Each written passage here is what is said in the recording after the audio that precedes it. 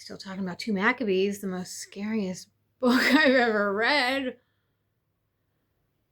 In no particular order, the malicious murders linked to Simon, the governor of the temple, are referenced in 2 Maccabees chapter 4. This is as a result of an escalating feud between him and the high priest Onias III. Simon, an informer who had previously lied to the Seleucid king about temple wealth to spark trouble, began a campaign of slander against the high priest Onias. The text records that Simon's hatred became so intense that one of Simon's followers or approved agents committed several murders as the rivalry intensified, resulting in instability in Jerusalem. These killings reached a point where Onias realized the city was in grave danger and that Simon was not going to stop his madness without intervention from the king.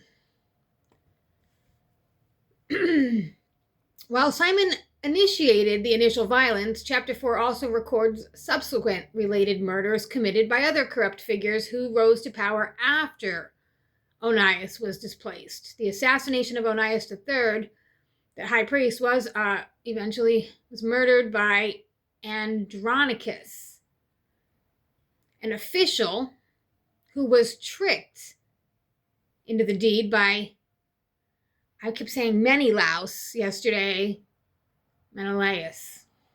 I think it's probably how I heard somebody else say it. But Menelaus, another corrupt successor.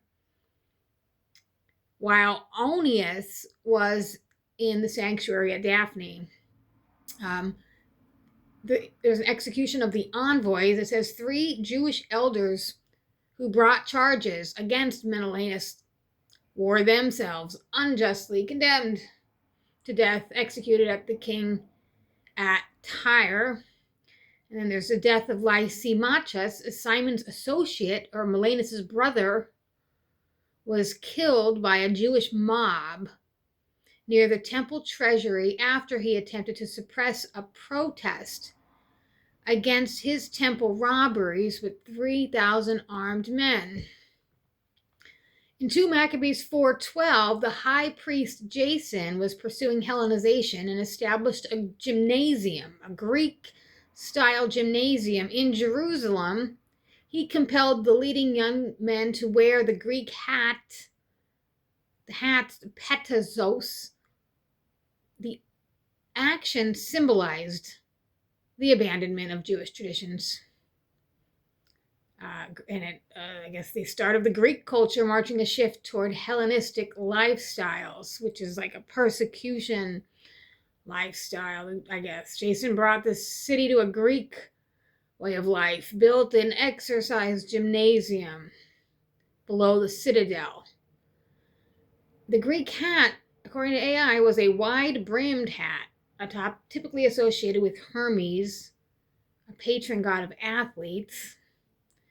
And it was a deliberate effort to make the noblest of the young men conform to Hellenistic society culture. This was seen as a grave injustice by the author of 2 Maccabees.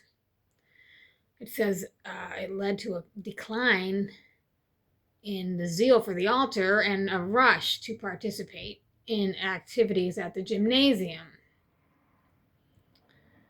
2 Maccabees 4:14 talks about an unlawful allowance and referring to the funds from the temple treasury used by the priests to pay for participation in these Greek games and gymnasium activities. This allowed priests to neglect sacred duties, embrace Hellenistic society customs. It was part of a larger severe decay of the religious tradition under Jason. The high priest Jason was a wicked wretch, and established a Greek gymnasium, a place of exercise, directly under the temple citadel in Jerusalem. Priests abandoned their duties, despising the temple and its sacrifices, and went and participated in unlawful athletic contests such as discus throwing. The priests used sacred money or allowances, the unlawful allowances, to fund these Hellenistic athletic pursuits, preferring the Greek honors to Jewish traditions.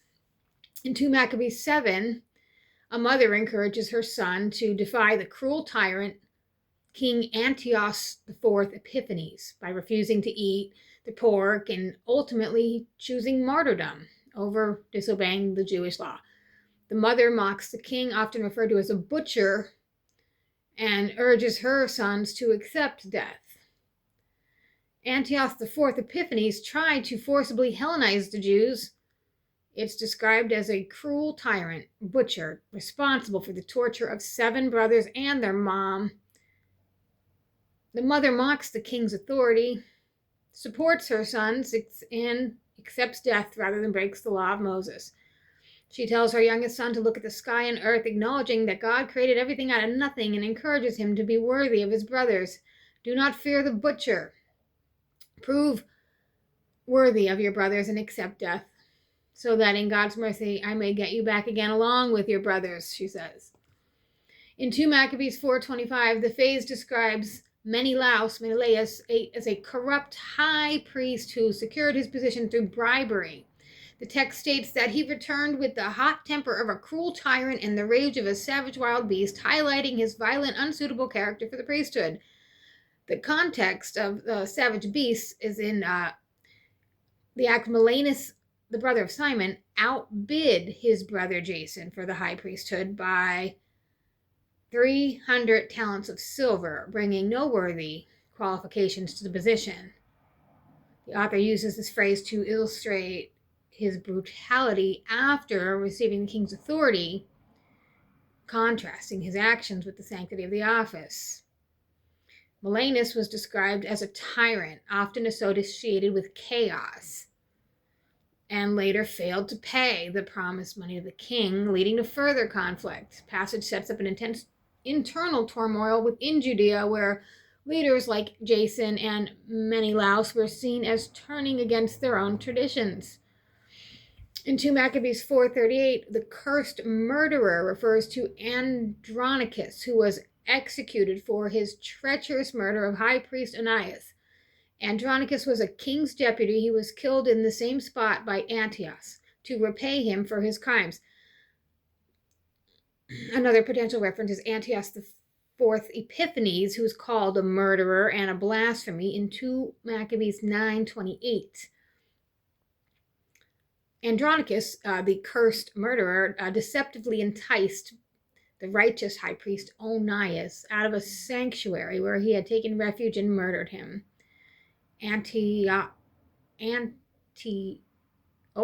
was so furious upon discovering the deed that he stripped Andronicus of his purple robe and paraded him through the city and had him executed at the very spot where he killed Onias.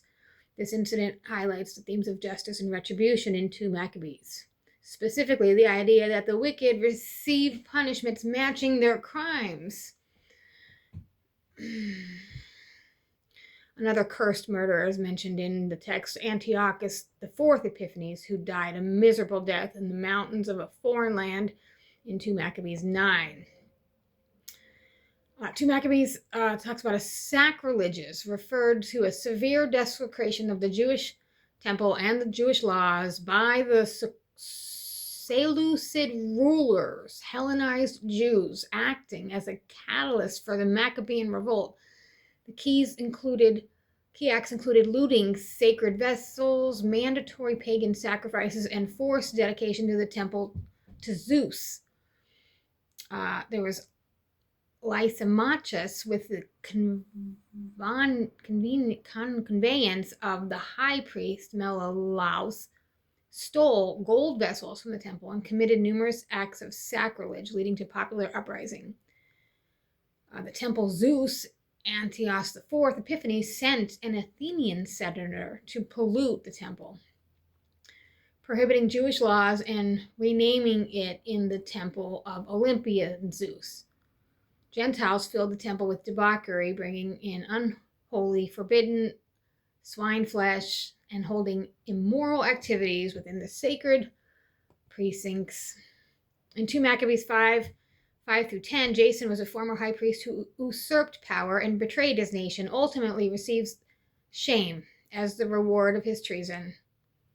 After committing mass murder against his own citizens, he fails to take full control and is forced to flee into the country of the Ammonites and dies in misery. Jason, who previously used bribery to steal the high priesthood, launches a surprise attack on Jerusalem during a time of a political unrest.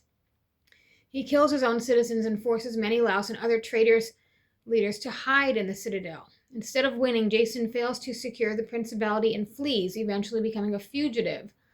The text notes that his treason against his own countrymen resulted in shame.